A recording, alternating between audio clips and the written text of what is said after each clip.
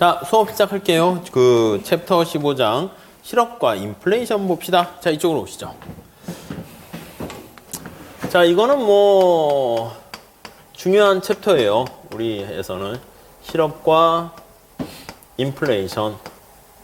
근데 어렵진 않습니다. 우리가 이제 잡아야 할 두 마리 토끼가 실업과 인플레이션이다 라고 생각하시면 돼요. 첫 번째 줄에 나와 있죠.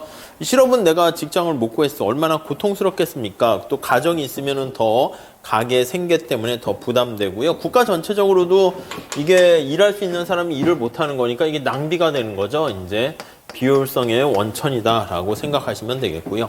인플레이션은 물가가 상승하게 되면 거기 네 번째 줄에 나와 있듯이 화폐 가치가 떨어져요. 그러면 구매력이 하락하게 되는 거죠. 그래서 화폐 가치가 하락하게 된다라는 것을 알 수가 있어요. 그럼 구매력이 똑같은 돈을 가지고 구매력이 뭐 감소한다라고 보시면 될 것 같습니다. 네, 이렇게 보시죠. 자, 먼저 실업에 대해서 좀 한번 보도록 하겠습니다. 그래서 실업의 그래서 정의와 측정 한번 볼게요. 정의와 측정. 자, 뭐 이거는 지난번에 우리 거시경제 관련된 기초적인 변수 설명할 때도 했었는데 뭐 그걸 기반으로 보시면 될 것 같아요. 정의 볼까요? 자, 첫 번째 줄에 맨 마지막 줄에 있듯이 그 실업자라는 게 단순히 일자리가 없다는 사람으로 얘기할 수는 없어요. 그래서 엄밀하게 보면은 다음 페이지 두 번째 줄에 나와 있는 것처럼 우선 일할 능력은 당연히 있어야 되고 일할 의사가 있어야 돼요. 그래서 일할 의사가 없으면 아예 비경한 인구로 빠지기 때문에 그래서 일할 의사는 어떻게 알 수 있습니까? 직장을 구하려고 계속 트라이를 하고 있다라는 게 거기 깔려 있어야 되고요. 그래서 일할 의사가 있는데 일자리를 못 구해 이렇게요. 못 구한 상태 그걸 우리가 실업 상태다 이렇게 얘기합니다. 자, 일할 의사가 아예 없었는데 못 구한다라고 하면 그건 자기 스스로 우리가 결정한 거니까 그걸 자발적 실업이라고 그러고요. 일할 의사가 있고 능력이 있는데 못 구한 상태 이런 경우가 사실 우리가 진짜 실업이고 이런 경우를 비자발적 실업이다라고 얘기를 합니다. 이게 이제 문제가 되는 것이죠. 자, 어떻게 측정하는가 한번 살짝 볼까요? 측정 보시면은요. 자, 우선 노동 가능 인구와 경제 활동 인구 이렇게 나와 있어요. 오른쪽에 살짝 그림이 나와 있죠. 343페이지가 보시면 대한민국 전체 인구를 대상으로 다 하진 않고요. 15세 이상 되는 인구를 대상으로 해요. 그래서 15세 미만은 빼요. 미만은 빼고 15세 이상을 거기 보시면 노동 가능 인구 이렇게 얘기하고요. 그 다음에 일할 의사가 없는 사람도 뺍니다. 그래서 이제 요거를 N이라고 쓸게요. 저는 비경활 인구 이렇게 하시죠. 비경활 인구에는 누가 속합니까? 라고 하면 거기 나와 있죠. 육아라든가 가사노동 또는 뭐 통학 아니면 연로 학교 다니거나 나이가 많거나 심신장애 기타 뭐 거기 취업 진학준비 군입대 대기 등등 이런 사람들은 일할 의사가 아예 없는 거예요. 아예 없어. 15세 이상이지만 그래서 비경활 인구로 보시면 되겠고요. 일할 의사가 있는 사람들 중에서 거기 보시면 취업자 이렇게 있고요. 인플로이어에서 일하고 쓸게요. 취업자. 취업했다는 걸 뭘로 잡아야 되잖아요. 그래서 거기 위에 표에 보시면 뭐라고 되어 있습니까? 수입, 돈을 벌려는 목적으로 주당 1시간 이상 일을 한 사람 또는 돈을 벌 목적은 없어요. 아빠가 너 나와서 일하래. 그래가지고 마지못해 일했는데 18시간 이상을 일을 했는데 알고 봤더니 아빠 일을 돕는 거야. 그것도 취업한 걸로 봅니다. 그렇죠? 자, 그리고 실업자는 이제 거기 어디에도 해당하지 않는 사람이고요. 그리고 또 일시 휴직자도 취업자로 봐요. 네, 그렇게 정리하시면 되겠습니다. 구체적으로는 다음 페이지 가보시면 344페이지 가보시면 실업 통계 조사 방법 뭐 나와 있는데 밑에 그림이 표가 있잖아요. 한번 보세요. 물어본다고. 당신은 15세 이상입니까? 아니요? 하면 그냥 빠져. 아예 노동 가능 인구에서 빠지고. yes 하면 이제 가죠.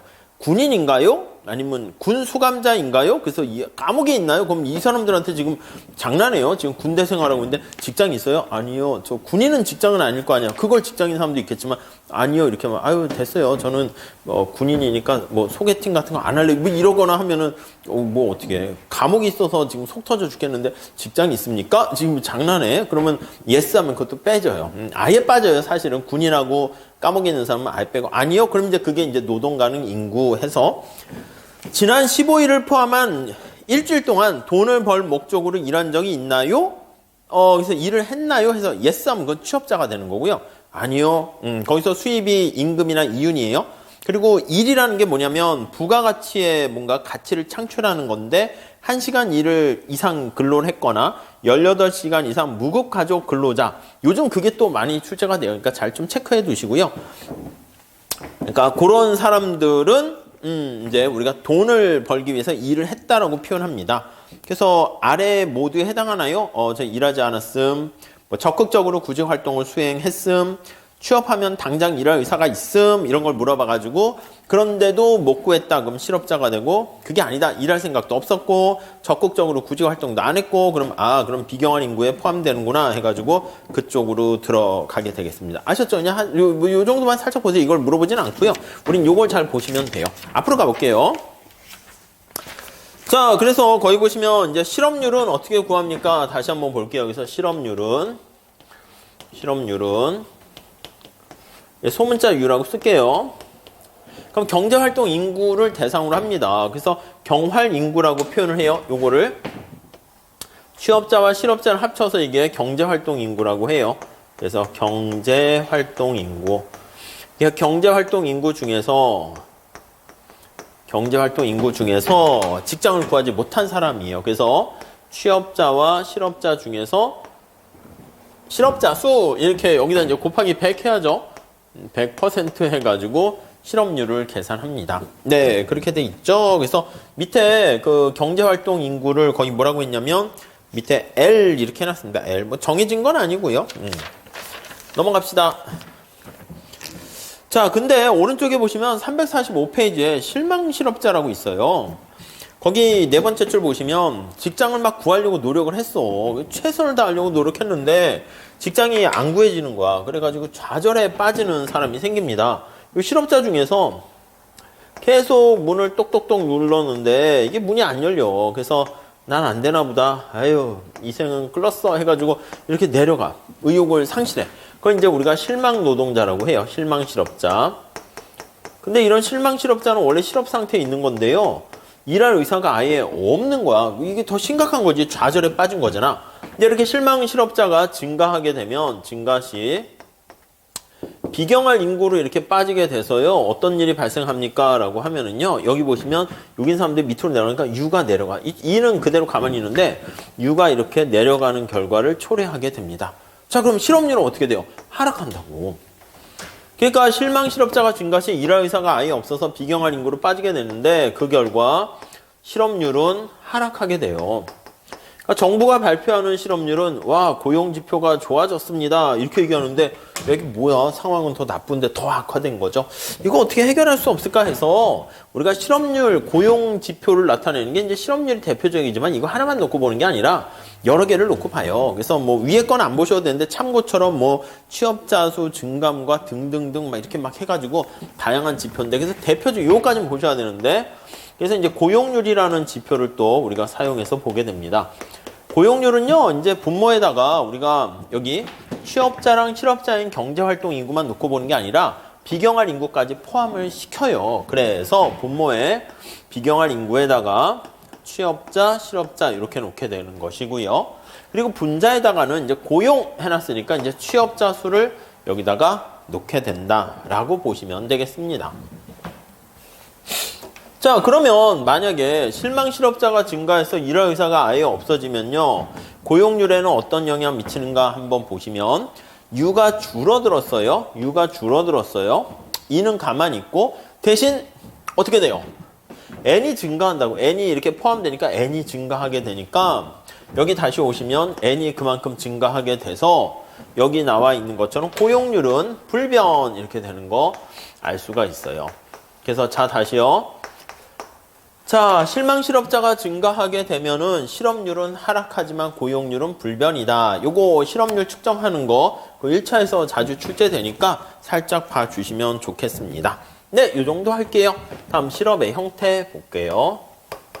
실업의 형태.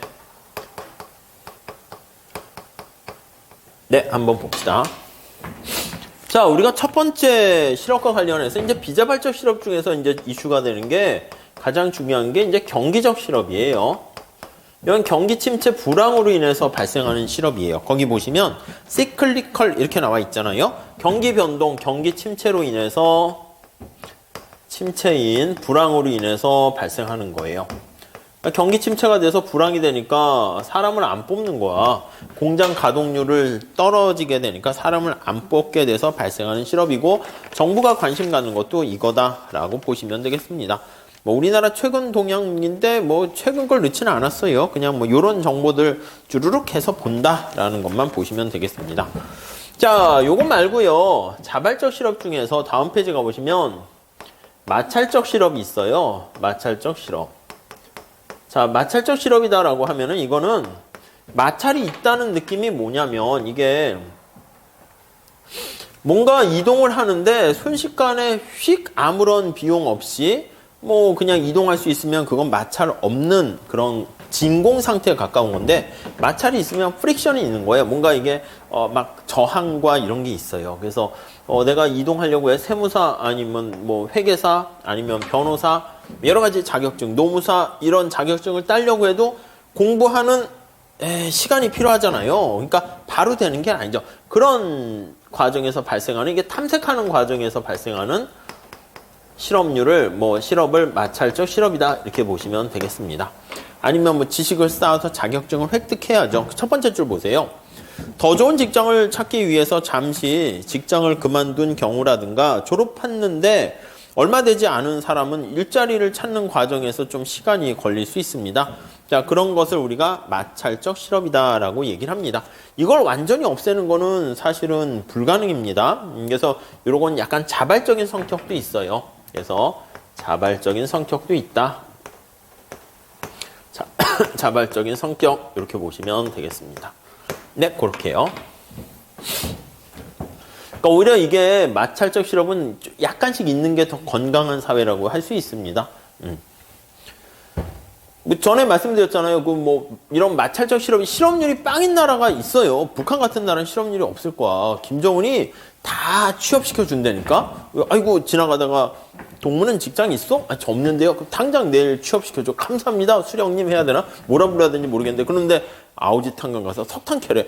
저는 그게 아니. 가서 일하래. 너 그럼 이게 좋은 건 아니죠. 우리가 노무사 준비하고 있는데 당장 어디 가서 일해. 그런 게 어디 있어요. 그러니까 사실 오히려 이게 더 건전하고 건강한 상태라고 볼 수 있겠어요. 3번. 구조적 실업이 있을 수 있습니다. 구조적 실업. 이게 실업의 유형 이렇게 되는데 이게 산업 구조가 바뀌는 거라고 보시면 돼요.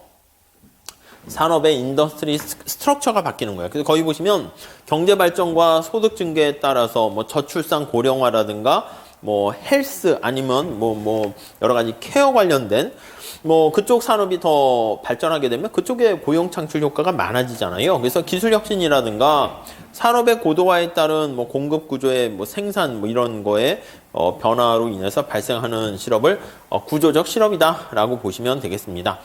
이것도 사실은 약간 보면 어떻게 보면 비자발적인 실업에 가깝다라고 보시면 돼요. 이것도 분류를 하게 되면 비자발적 실업을 가지고 있기도 하고 약간 자발성 특성도 있어요. 왜요?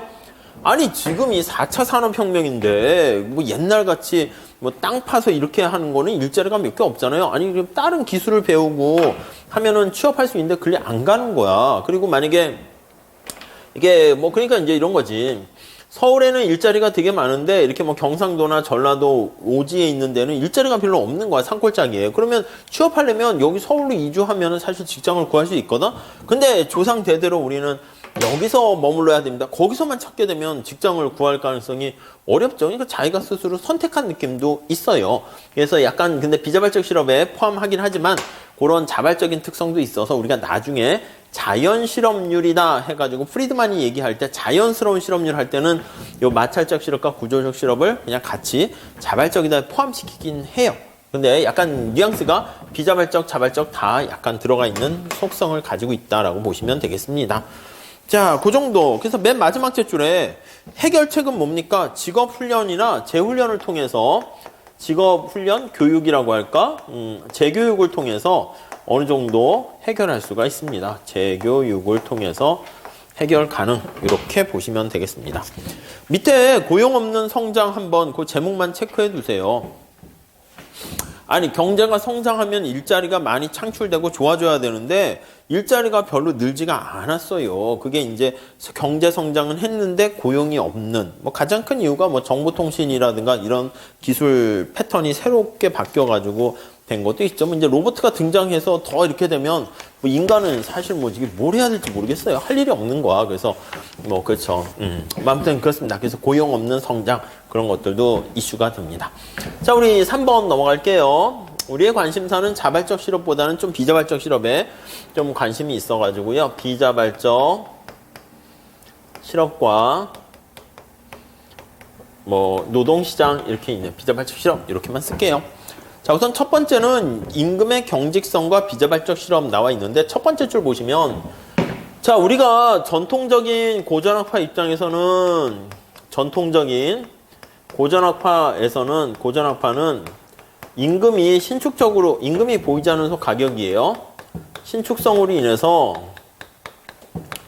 실업이 없어요. 실업이 없어. 실업이 문제가 될 게 없어요. 다 없어. 그러니까 완전 고용돼 이렇게 봅니다.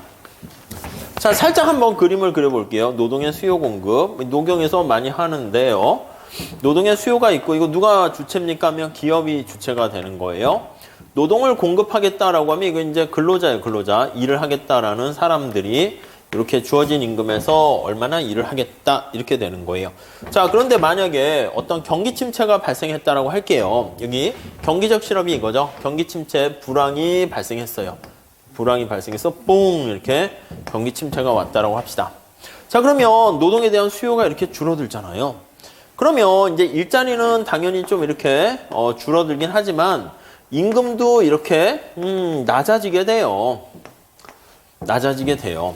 그래서 새로운 균형 상태에서는요, 주어진 임금은 하락했지만 그 임금에서 일하려고 하는 사람들은 다 취업을 한 거야.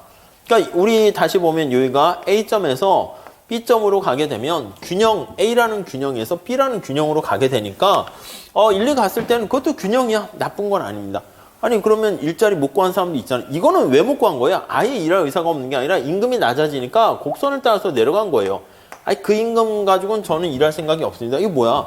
자발적인 실업이잖아. 자기 스스로 그 돈 받고는 일을 안 하겠다는 거야. 그러니까 우리가 비자발적 실업이라는 건 뭐야? 나 일하고 싶은데 그 임금 수준에서 일하고 싶은데 못 구하는 경우가 이제 문제인데 고전학파 입장에서는 경제가 침체되면 임금이 하락하고요. 그 임금에서 일 못하겠어. 그러면 그냥 아예 그냥 일 안 해. 이렇게 되는 거니까 자발적 실업이니까 그건 신경 안 써도 되고 일하려고 하는 사람들은 다 일을 한다는 거예요. 그래서 아예 실업은 없어. 여기선 무슨 실업이 없냐라고 하면 암묵적으로 그냥 실업은 아니고 비자발적 실업은 없어. 이게 이제 숨겨져 있는 뉘앙스예요. 근데 만약에 현실에서는 사실 이렇게 임금이 신축적이지 않고요. 이론상 그렇고 현실에서는 뭐 최저임금제라든가 뭐 정부가 임금을 어떻게 고정한다든가 아니면 노조가 임금 인하를 반대할 수 있어요. 그래서 여러 가지 최저임금이라든가 제라든가 아니면 노조의 저항을 통해 가지고 저항으로 인해서 임금 인하가 이렇게 억제가 된다고 할게요. 임금이 경직적이다라고 보시면 되겠어요. 자, 그러니까 다시 요 그림에다가 그냥 하면 좀 그러니까 새로 그릴게요. 새로 그립시다. 자, 그러면 노동에 대한 공급 곡선이 이렇게 있고 노동의 수요 곡선이 이렇게 있어요. 그래서 노동에 대한 수요가 이렇게 줄게 되면은 이렇게 줄게 되면 임금이 떨어져야 되는데 최저임금제로 인해 가지고 임금이 안 떨어진다고 할게요. 이렇게 안 떨어진다 할게요. 그러니까 이만큼의 임금의 하한선이 딱 결정돼요. 그래서 여기 나와 있는 노조의 저항으로 인해 가지고 임금이 여기서 이렇게 안 떨어진다고 합시다. 이해되시죠? 그러면 이게 노동 공급 곡선이 의미가 있는 거는 이게 올라가는 거잖아. 이거 밑으로 못 내려갑니다 하니까 의미가 있는 노동 공급 곡선은 이런 식으로 되는 거예요. 자, 그러면 일자리는 이렇게 줄어들었는데 요 임금에서요. 자, 가만히 한번 그래프를 보세요. 일을 하겠다고 하는 사람들은 여기서부터 노란 색깔로 이만큼이나 있는 거예요. 자, 다시요.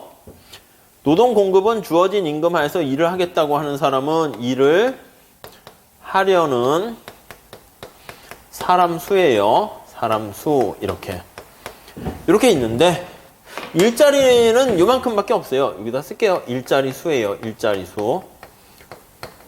이렇게요. 그러면 어떻게 돼요? 여기 나와 있는 이 갭만큼 일자리를 구하지 못하는 사람이 생기고요. 이만큼이 바로 뭐야? 이게 바로 실업인 거지 뭐 실업. 비자발적 실업이에요. 비자발적 실업. 저 일할래요. 근데 임금이 안 떨어지니까 일자리는 제한돼 있고 이렇게 비자발적 실업이 발생하는 거예요. 자, 보니까 전통적으로 비자발적 실업은 왜 생깁니까? 여러 가지가 이유가 있지만 야, 임금이 경직돼 있어서 발생하는 거 아니냐 이렇게 얘기를 하게 돼요. 그래서 1번에 임금 경직성과 비자발적 실업 이렇게 나와 있고요. 밑에 그림이 바로 그거죠. 이렇게 내려가면 상관없는데 요거를 다시 여기에 연결하면 임금이 안 내려가요. 안 내려가니까 요만큼이 실업이 발생한다. 이렇게 보시면 돼요. 1차에서 특히 수요 공급에서도 많이 이렇게 계산하세요. 이렇게도 해요. 그래서 균형, 고용량이 얼마나 줍니까? 여기서 탄력성 구하세요. 이런 것들도 많이 나와요. 자, 그 다음 두 번째 한번 볼게요. 이게 이제 1번. 경직적 임금을 통한 그거와 비경직성과, 임금의 경직성과 비자발적 실업. 다음 2번. 효율 임금 이론이에요. 이게 노경에서 좀 많이 하는데, 임금이 왜 안 내려가? 이거에 대한 좀 뭔가 미시적인 근거를 댄 거예요. 자, 그래서 첫 번째 줄에 보시면 전통적인 경제에서는 임금은 생산성에 따라서 좌지우지 된다 얘기합니다. 생산성이 높으면 임금이 높고 낮으면 낮고 이렇게 되는데 이거는 약간 거꾸로 바뀐 거예요. 임금을 높여주면은 아니면 예를 들어서 경제가 침체됐어요. 그럼 우리가 저 앞에서 얘기하면은 경기 침체 불황으로 인해서 임금이 떨어져야 되잖아요. 근데 임금이 침체됐음에도 불구하고요. 이상하게 임금이 안 떨어지는 거야. 이렇게 경직돼 있는 거야. 야, 왜 안 떨어지냐? 저기 최저임금하고 노조의 그 억압 때문에 그런 거야? 그것 때문에 그런 거야? 근데 그게 아니라 임금이 하락하지 않는 이유가 나름대로 기업이 바보 같아서가 아니라 기업의 이윤 극대화에 부합한다라고 보시면 되겠어요. 이게 되게 좀 신기한 거지. 야, 임금은 비용 아니야? 근데 지금 경기도 침체되고 물건도 안 팔리니까 임금 낮게 깎아줘야 되잖아. 근데 이게 사람인지라 임금을 낮게 주면요. 사람들이 일할 의욕이 떨어지는 거야. 그러니까 만약에 임금이 하락하게 되면 기업의 이렇게 창출하는 생산성이 하락하게 되는데 임금을 떨어뜨리지 않게 되면 생산성이 떨어지지 않는다는 거예요. 그래서 사실은 뭔가 이렇게 계산을 해보면 오히려 남는 장사일 수도 있다라는 것을 알 수 있습니다. 자, 그래서 밑에서 두 번째 줄 그림 위에 보시면 이 이론은 근로자의 생산성이 임금 수준에 의해서 영향을 받는다는 사실에 입각해서요. 임금이 쉽게 하락하거나 변화하지 않는다라는 것을 얘기해 줍니다. 그래서 오히려 임금이 하락하게 되면 열심히 일할 의욕도 없고 오히려 임금이 고임금이에요. 고임금 수준으로 유지를 하게 되면 오히려 생산성이 계속 유지된다는 겁니다. 그래서 첫 번째 왜 이렇게 되는데 하면 유지하게 되면 똑똑한 애들이 지원을 많이 해요. 그래서 역선택 문제가 우리 미시에서 봤던 해결될 수 있고요. 또 사람들이 안 잘리려고 더 열심히 열의를 갖고 일을 하는 거야. 그리고 또 기업에게 또 고맙잖아. 이렇게 경제도 안 좋은데, 나에게 그냥 임금도 생각보다 많이 주네. 나도 그의 임금 받는 만큼 더 열심히 해야지 해가지고, 오히려 도덕적 해이를 해결할 수 있어요. 그래서 역선택과 도덕적 해이 문제를 해결할 수 있기 때문에, 오히려 더 기업의 이윤극대화에 부합한다. 그렇게 얘기를 합니다. 네, 그 정도만 정리하시면 될 것 같습니다. 그래서 첫 번째 줄에 보시면 임금이 생산성에 영향을 준다고 볼 수 있는 이유는 높은 임금을 주면 도덕적 해이와 태만을 막을 수가 있고요. 또 거기 보시면 회사 그만도 잘 안 둬. 그래서 회사를 사람들이 그만둬가지고 새로운 사람 자꾸 뽑는데도 비용이 나가잖아요. 그러니까 에휴 뭐 그냥 새로 뽑아보니까 뭐 거기서 거기네. 기존 애들한테 그냥 나가지 않도록 돈을 더 줘야겠다 이렇게 얘기하기도 합니다. 뭐 밑에 참고까지는 뭐 안 보셔도 돼요. 그냥 뭐 이렇게 뭐 그냥 뭐 한국은행이나 이런 데 보면 이렇게 궁금한 사항들이 있어서 거기 넣어놓긴 했는데 그냥 참고로 보시고 넘어가셔도 되겠습니다. 자, 우리 다음에 자연 실업률에 대해서 좀 볼게요. 4번 한번 봅시다. 앞에는 이제 비자발적 실업을 중심으로 봤고 자발적 실업이라는 그런 것들도 살짝 봤는데 이러한 자연 실업률이라는 것은 자발적 실업률만 존재하는 경우를 얘기합니다. 그래서 우선 첫 번째 의미 한번 볼게요. 의미. 자, 의미에서 여기 보시면 이게 자연스럽다라는 거잖아요. 그러니까 이거는 인위적으로 어떻게 현실에서는 바꿀 수 없는 뭐 이렇게 제거할 수 없는 그런 뜻이에요. 뭐 있는 게 오히려 나은 걸 수도 있어요. 그래서 내추럴이라는 말을 써요. 자, 첫 번째 줄 자연실업 상태란 근로자들이 마음에 드는 일자리를 얻기 위해서 옮기는 과정에서 발생하는 실업을 얘기합니다. 그래서 일자리를 얻고 잃고 이렇게 하는 반복되는 동태적인 과정에서 발생하는 말 그대로 자연스러운 실업이고요. 앞에서 얘기했던 마찰적 실업이 여기 해당해요. 그래서 마찰적 실업이 여기 해당한다. 이렇게 보시면 될 것 같고요. 거기 뭐 쭉 나와 있죠. 그래서 뭐 넘어갈게요. 그래서 뭐 351페이지 가보시면 첫 번째 줄에 식당의 줄에 비유했어요. 식당의 줄이 막 길어. 근데 그게 줄이 안 줄면 문제가 돼요. 뭐가 이렇게 막힌 거죠. 근데 그게 아니라 줄이 빨리빨리 줄어. 그러니까 10번째 사람은 뭐 10번째 이상의 10명 이상의 줄 서는데 계속 사람이 바뀐다라고 하면 들어가고 나가고 오히려 더 뭐 좋은 상황이라는 거 알 수가 있을 것입니다. 네, 그렇게. 그래서 자연 실업률은 빵이 될 수가 없어요. 예, 그래서 요거는 자발적이니까 마찰적 실업을 중심으로 보게 돼요. 자, 그래서 이게 탐색하는 과정에서 발생하는 거죠. 자, 그래서 만약에 탐색 과정이 길어지면, 자, 그러면 당연히 마찰적 실업은 어떻게 될까요? 더 늘어나는 거지. 자연 실업률은 그러니까 더 증가하게 되는 거예요. 그래서 자연스러운 실업률은 증가해요. 이렇게. 증가.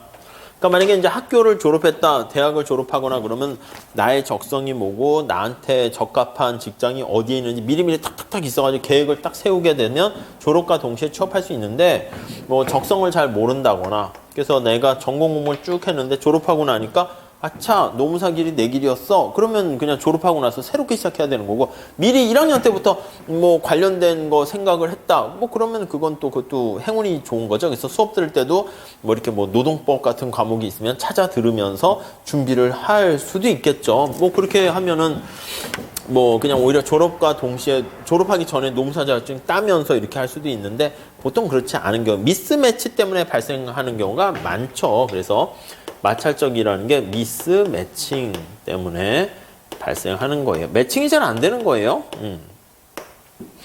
자, 그래서 우리 대표적인 게 거기 보시면 실업보험과 관련해서 많이 얘기해요. 여러분, 이제 실업 상태에 있으면 정부가 어느 정도 직장을 이렇게 구할 수 있도록 도와준단 말입니다. 그런데 요게 이제 실업보험 기간이 길거나